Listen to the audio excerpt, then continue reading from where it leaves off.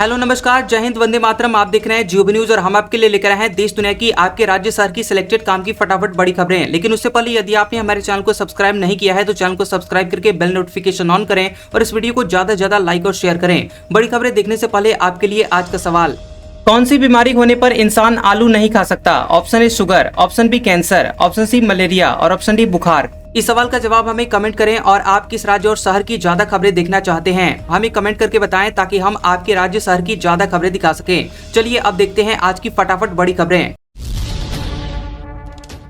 बिहार में सरकारी नौकरी में डोमिसाइल पॉलिसी लागू, सिर्फ राज्य की महिलाओं को 35% आरक्षण मिलेगा। पहले दूसरे राज्य की महिलाओं को भी मिलता था। खबर है कि बिहार सरकार ने महिलाओं के लिए डोमिसाइल पॉलिसी लागू कर दी है। अब सरकारी नौकरियों में महिलाओं को इसका फायदा मिलेगा। बिहार की बाहर की महिलाओं को जनरल कैटेगरी से जोड़ा जाएगा। बता दें कि पहले दूसरे राज्यों की महिलाओं को भी 35% का आरक्षण मिलता था और अब सिर्फ बिहार की महिलाओं को इसका फायदा मिलेगा। नीतीश कैबिनेट की बैठक में ये फैसला लिया गया। इसके साथ ही 43 अन्य एजेंडों पर भी मुहर लगी है। बिहार में पहली बार बिहार युवा आयोग का गठन होगा। चुनावी साल में बिहार युवा आयोग के गठन का निर्णय नीतीश सरकार ने लिया है। दरअसल नेता प्रतिपक्ष तेजस्वी यादव ने कहा था कि सरकार बनने पर वह युवा आयोग का गठन करेंगे। कांवड़ रूट पर शराब की दुकानें ढकी जाएंगी, एक लेन पर सिर्फ कांवड़िए चलेंगे। डीजीपी बोले पूरे रूट की ड्रोन से निगरानी होगी। 11 जुलाई से कांवड़ यात्रा शुरू होगी और यूपी, हरियाणा, दिल्ली से कांवड़िए हरिद्वार पहुंचेंगे। हरिद्वार और गोमुख से जल उठाएंगे। वहीं 4 करोड़ कांवड़ियों की सुरक्षा और सुविधा को लेकर मेरठ के कमिश्नर ऑफिस में 4 राज्यों यूपी, हरियाणा, दिल्ली और उत्तराखंड के अफसरों के साथ बैठक हुई। इसमें यूपी डीजीपी राजीव कृष्ण और मुख्य सचिव मनोज सिंह भी मौजूद रहे। यूपी डीजीपी राजीव कृष्ण ने बताया कि 11 जुलाई से पूरे कांवड़ रूट की शराब की दुकानों को ढका जाएगा। दुकानें खुलेंगी लेकिन पर्दे से ढकी रहेंगी। पूरे कांवड़ रूट की ड्रोन से निगरानी रहेगी और ट्रैफिक पुलिस ने नया प्लान पेश किया है जो कि 10 जुलाई की रात से लागू हो जाएगा। शहर में भारी वाहनों का प्रवेश नहीं होगा। शहर में एक लेन में कांवड़िए और दूसरी लेन में छोटे वाहन चलेंगे। बरेली कांवड़ मार्ग में लगे मैं हिंदू हूं के पोस्टर, महासभा ने कहा व्रत नहीं खराब होने देंगे। मुस्लिम बोले ये बांटने की साजिश है। बता दें कि बरेली में कांवड़ यात्रा से पहले हिंदू महासभा ने ढाबे, होटल और ठेलों पर मैं हिंदू हूं के पोस्टर चस्पा किए। संगठन का दावा है कि इससे कोई धर्म छिपाकर प्रतिष्ठान नहीं चला पाएगा। हम लोग हिंदू आस्था के साथ खिलवाड़ नहीं होने देंगे। अब किसी कांवड़िए का व्रत खंडित नहीं होगा। दुकानदारों ने अपनी मर्जी से अपने ठेले और दुकानों पर आगे पोस्टर लगवाए हैं। योगी सरकार पहले ही कांवड़ यात्रा मार्ग में आने वाली सभी दुकानों पर नेम प्लेट लगाने के निर्देश दे चुकी है। मुस्लिम संगठनों ने इसे भेदभाव की राजनीति बताया। उनका कहना है कि ये सांप्रदायिक ध्रुवीकरण की साजिश है। ट्रेड यूनियंस का दावा, 25 करोड़ कर्मचारी आज हड़ताल पर। बैंक, डाकघर में काम बंद रहेगा। परिवहन सेवाएं ठप हो सकती हैं। बैंक, बीमा और डाक, कोयला खनन, हाईवे निर्माण और कई राज्यों में सरकारी परिवहन जैसी अहम सेवाएं 9 जुलाई को प्रभावित हो सकती हैं। ऐसा इसलिए क्योंकि 10 केंद्रीय ट्रेड यूनियनों और उसके सहयोगी संगठनों का दावा है कि देश भर में 25 करोड़ से ज्यादा कर्मचारी हड़ताल पर रहेंगे।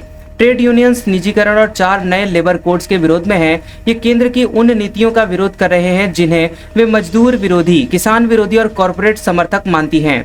बता दें कि पीरियोडिक लेबर फोर्स सर्वे के मुताबिक देश में पब्लिक और प्राइवेट सेक्टर में 56 करोड़ कर्मचारी हैं। इनमें इनफॉर्मल सेक्टर में 50 करोड़ और फॉर्मल सेक्टर में 6 करोड़ कर्मचारी हैं। बता दें कि फॉर्मल सेक्टर का मतलब वो नौकरियां या फिर बिजनेस जहां पर सब कुछ साफ साफ और नियमों के तहत होता है, जैसे कि सरकारी दफ्तर, बैंक, बड़ी फैक्ट्रियां या फिर मल्टीनेशनल कंपनियां, और यहाँ सैलरी फिक्स्ड होती है। वही प्रोविडेंट फंड, हेल्थ इंश्योरेंस और छुट्टियां जैसे फायदे मिलते हैं। इनफॉर्मल सेक्टर वो सेक्टर होता है जहाँ पर काम ढीले ढीले ढंग से होता है और ज्यादातर नियम कानून नहीं होते हैं, जैसे छोटी दुकानें, street vendor, auto rickshaw driver या फिर घरों में सिलाई का काम। यहाँ पर सैलरी या कमाई तय नहीं होती, कोई पीएफ या इंश्योरेंस भी नहीं मिलता और काम के घंटे भी अनियमित होते हैं। जनगणना पहली बार डिजिटल प्लेटफॉर्म से भी होगी। नतीजे 9 महीने में संभव। विशेष पोर्टल शुरू होगा, लोग खुद डेटा भर सकेंगे। खबर है कि देश में 2027 में होने वाले 16वीं जनगणना ऑनलाइन होगी। जनगणना महापंजीयक कार्यालय के मुताबिक जातीय गिनती और जनगणना पहली बार डिजिटल प्लेटफॉर्म से होगी। इसके लिए विशेष वेब पोर्टल शुरू होगा और इस पर नागरिक खुद जानकारी भर सकेंगे। नतीजे भी पहले की 15 जनगणनाओं से कम समय में मिल जाएंगे। 16वीं जनगणना के आंकड़े केवल 9 महीनों में आने की उम्मीद है और इसमें जातीय गणना भी शामिल होगी। पहले नतीजे आने में 18 महीने लगते थे। जनगणना महापंजीयक कार्यालय ने बताया कि डिजिटल सेंसस से डेटा जुटाने और इसे सेंट्रल सर्वर तक सीधे भेजने में आसानी होगी। गिनती का काम मार्च 2027 तक पूरा होगा और अप्रैल से दिसंबर 2027 तक डेटा प्रोसेसिंग, पुष्टि और विश्लेषण होगा। उम्मीद है कि 9 महीने में यानी कि दिसंबर 2027 में नतीजे सार्वजनिक कर दिए जाएंगे। अमेरिका के बांग्लादेश पर 35% टैरिफ का भारत को होगा फायदा। कपड़ा कंपनियों को अमेरिका में हिस्सेदारी बढ़ाने का मौका मिलेगा। शेयर 8% तक चढ़े। अमेरिकी राष्ट्रपति डोनाल्ड ट्रंप के बांग्लादेश पर 35% टैरिफ लगाने के ऐलान के बाद भारतीय टेक्सटाइल सेक्टर के शेयरों में 8% तक की तेजी देखने को मिली। ऐसा इसलिए क्योंकि 35% टैरिफ से बांग्लादेश की निर्यात लागत बढ़ेगी, जिससे अमेरिकी बाजार में उसकी प्रतिस्पर्धा कमजोर होगी। इसका फायदा भारत को मिल सकता है। अमेरिकी बाजार में भारत अपनी हिस्सेदारी बढ़ा सकता है।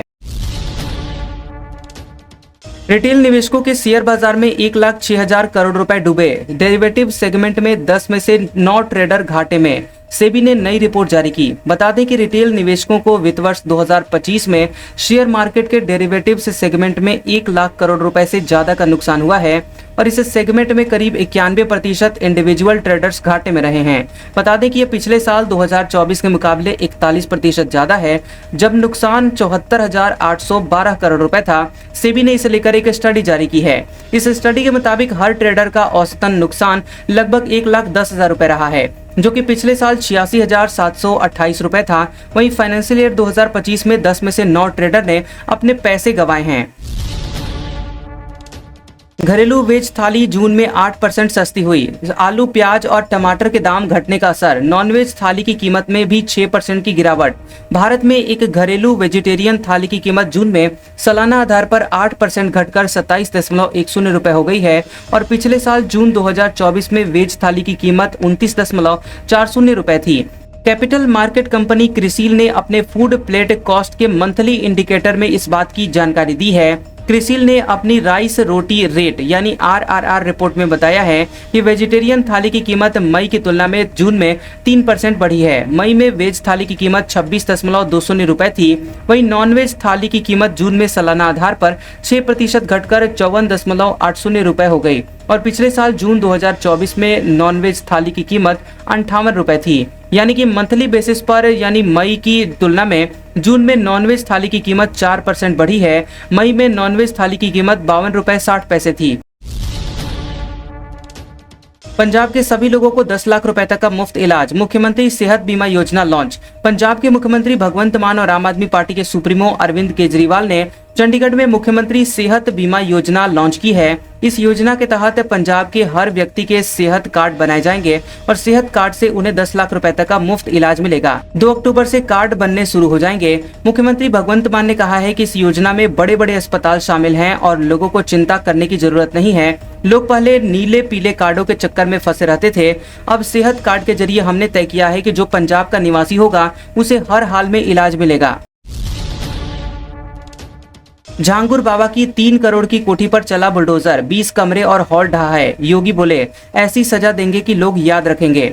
यूपी में धर्मांतरण के मास्टरमाइंड जमालुद्दीन उर्फ झांगुर बाबा पर बड़ी कार्रवाई हुई है। दरअसल बलरामपुर में 40 कमरों वाली उसकी आलीशान कोठी पर 9 बुलडोजर चलाए गए। बता दें कि शाम 5 बजे तक कोठी के 20 कमरे और 40 फीट लंबे और इतने ही चौड़े हॉल को ढहा दिया गया। अब बुधवार सुबह 10 बजे फिर से कमरे को तोड़ा जाएगा। कोठी में 70 से ज्यादा कमरे और हॉल हैं और इनमें 40 कमरों वाले हिस्से को अवैध बताया गया है। भाषा विवाद। संजय राउत का भाजपा सांसद पर पलटवार, कहा उनके पास फर्जी डिग्री। निशिकांत ने राज ठाकरे को पीटने की धमकी दी थी। शिवसेना उद्धव गुट के नेता संजय राउत ने कहा कि भाजपा सांसद निशिकांत दुबे के पास तो फर्जी डिग्री है। ऐसे इंसान को कोई हक नहीं है कि वो हमें बताए कि क्या करना चाहिए। उन्होंने कहा कि हमें हिंदी भाषी लोगों से कोई परेशानी नहीं है। शिवसेना ने कभी उन पर हमला नहीं किया। संजय राउत ने कहा कि सबसे पहले ये दुबे कौन है। मैं महाराष्ट्र के हिंदी भाषी नेताओं से अपील करता हूं कि वे दुबे के बयान की निंदा करें, तभी मैं मानूंगा कि आप महाराष्ट्र में हैं। निशिकांत दुबे ने पहले कहा था कि ठाकरे अपने घर महाराष्ट्र में अगर बहुत बड़े बॉस हैं तो चलो बिहार, यूपी चलो, तमिलनाडु चलो, तुमको पटक पटक कर मारेंगे। दुबे ने ये जवाब राज ठाकरे के उस बयान पर दिया जिसमें राज ने कहा था कि मराठी ना बोलने पर मारो लेकिन वीडियो मत बनाओ। मराठी भाषा विवाद, ठाणे में राज ठाकरे की पार्टी का प्रदर्शन, मंत्री सरनाईक के पहुंचने पर कार्यकर्ताओं का विरोध, एमएनएस नेता कार्यकर्ता हिरासत में लिए गए। खबर है कि महाराष्ट्र में मराठी को लेकर विवाद के बीच ठाणे के भायंदर में महाराष्ट्र नवनिर्माण सेना एमएनएस ने प्रदर्शन किया। इस बीच महाराष्ट्र सरकार ने मंत्री और स्थानीय विधायक प्रताप बाबूराव सरनाईक वहां पहुंचे। इससे एमएनएस कार्यकर्ता भड़क गए और उनका विरोध किया। बता दें कि इससे पहले पुलिस ने महाराष्ट्र नवनिर्माण सेना एमएनएस के ठाणे पालघर प्रमुख अविनाश जाधव समेत कई कार्यकर्ताओं को हिरासत में लिया है। जाधव के नेतृत्व में ये कार्यकर्ता ठाणे के भायंदर में व्यापारियों के विरोध प्रदर्शन के जवाब में एक रैली करने जा रहे थे। पुलिस ने इन सबको रैली की परमिशन नहीं दी थी। पटना खेमका हत्याकांड, बिल्डर अशोक शाह ने करवाया मर्डर, 4 लाख में डील, जमीन को लेकर था विवाद, 1.5 महीने पहले रची साजिश। बता दें कि बिहार के कारोबारी गोपाल खेमका का मर्डर बिल्डर अशोक शाह ने करवाया था। इसके लिए उसने उमेश नाम के शूटर से संपर्क किया। 4 लाख में डील हुई और 50,000 रुपए एडवांस दिए गए थे। इन पैसों से शूटर उमेश ने अपने बच्चों की फीस भरी थी। उमेश ने गोपाल खेमका की रेकी की और उमेश ने अपने ही इलाके के रहने वाले शूटर विकास उर्फ राजा को खेमका के मर्डर की सुपारी दी, लेकिन विकास ने हत्या के लिए ज्यादा पैसों की डिमांड कर दी। इसके बाद उमेश ने खुद ही खेमका की हत्या कर दी। अहमदाबाद प्लेन क्रैश, 26 दिन बाद आई शुरुआती जांच रिपोर्ट, एएआईबी ने सरकार को सौंपी। फाइनल रिपोर्ट में 3 महीने लगेंगे। खबर है कि एयरक्राफ्ट एक्सीडेंट इन्वेस्टिगेशन ब्यूरो यानी एएआईबी ने अहमदाबाद विमान हादसे के 26 दिन बाद प्राइमरी जांच रिपोर्ट केंद्र सरकार को सौंपी है। न्यूज एजेंसी एएनआई के मुताबिक प्राइमरी रिपोर्ट शुरुआती जांच में मिले सबूतों और तकनीकी विश्लेषण के आधार पर तैयार की गई है। और इससे पहले 28 जून को केंद्रीय नागरिक उड्डयन राज्य मंत्री मुरलीधर मोहोल ने बताया कि विमान हादसे की जांच सभी पहलुओं से की जा रही है, जिसमें साजिश यानी सैबोटाज की संभावना को भी खंगाला जा रहा है। वहीं 3 महीने में विस्तृत जांच रिपोर्ट आ सकती है। यूपी की शिक्षा मंत्री गुलाब देवी का हापुड़ में हुआ एक्सीडेंट, सिर में गंभीर चोट, टोल प्लाजा पर एक्सयूवी पुलिस की गाड़ी से टकराई, एयरबैग नहीं खुले। यूपी की माध्यमिक शिक्षा मंत्री गुलाब देवी 70 वर्षीय का हापुड़ में एक्सीडेंट हो गया। उनकी एक्सयूवी पुलिस जीप से टकरा गई और सिर में चोट लगने के कारण गंभीर रूप से वो घायल हो गई। वहीं ड्राइवर सतबीर के हाथ में भी चोट लगी है। हादसे के बाद मंत्री की गाड़ी में लगे एयरबैग नहीं खुले। मंत्री और ड्राइवर को रामा अस्पताल में भर्ती करवाया गया। डीएम अभिषेक पांडे और एसपी ज्ञानंजय सिंह मौके पर पहुंचे। सीएमओ डॉक्टर सुनील त्यागी की टीम मंत्री का इलाज कर रही है। मंत्री के सिर की एमआरआई करवाई जा रही है। सरकारी कर्मचारियों के सैलरी अकाउंट पर 1.5 करोड़ का बीमा, बिहार में 6.5 लाख स्थायी संविदा कर्मचारी, 9 बैंकों से वित्तीय विभाग ने किया करार। खबर है कि बिहार सरकार ने अपने 6.5 लाख अफसरों और कर्मियों के परिवारों को बड़ी राहत दी है।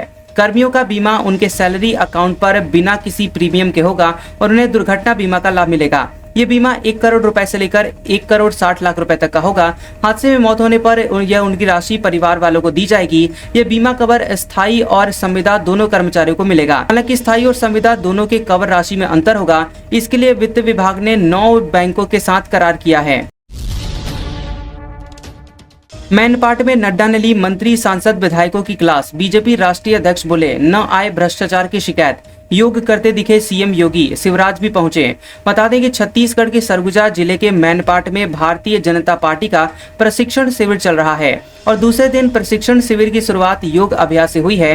मुख्यमंत्री विष्णुदेव साय, भाजपा के राष्ट्रीय सह संगठन महामंत्री शिव प्रकाश, भाजपा के प्रदेश अध्यक्ष किरण देव, सभी मंत्री और सांसद विधायक योग करते हुए दिखाई दिए। फेफड़ों को स्वस्थ रखने के लिए योग टीचर नेताओं को टिप्स देते रहे और उन्हें सुनकर सभी योग पार्षद को फॉलो करते रहे। बता दें कि केंद्रीय कृषि मंत्री शिवराज सिंह चौहान भी मैनपाट पहुंचे हैं। झारखंड एसीबी ने छत्तीसगढ़ के 2 शराब कारोबारियों को किया गिरफ्तार। अतुल सिंह और मुकेश मनचंदा से पूछताछ करेगी टीम। अब तक 10 लोगों की गिरफ्तारी हुई। झारखंड शराब घोटाला मामले में एसीबी की कार्रवाई अब तेज हो गई है।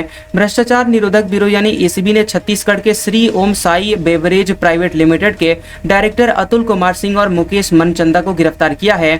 दोनों आरोपी छत्तीसगढ़ के रहने वाले हैं और इन्हें एसीबी ने पूछताछ के लिए बुलाया था, लेकिन जब उनके पास संतोषजनक जवाब नहीं मिले तो उन्हें गिरफ्तार कर लिया गया। आज का सुविचार, आपकी जिंदगी में होने वाली हर चीज के जिम्मेदार आप खुद हैं। इस बात को आप जितनी जल्दी मान लेंगे, आपकी जिंदगी उतनी जल्दी बेहतर हो जाएगी। कैसा लगा ये वीडियो हमें कमेंट सेक्शन में जरूर बताएं। वीडियो पसंद आया हो तो वीडियो को लाइक और शेयर करें और ऐसी इंटरेस्टिंग वीडियोस देखने के लिए हमारे चैनल GOB न्यूज को सब्सक्राइब करें और बेल आइकॉन को दबाएं। और हमारे ओल्ड और लेटेस्ट वीडियोस देखने के लिए हमारे प्लेलिस्ट और कम्युनिटी टैब को जरूर चेक करें। तो मिलते हैं अगले वीडियो में, तब तक के लिए आपका शुक्रिया।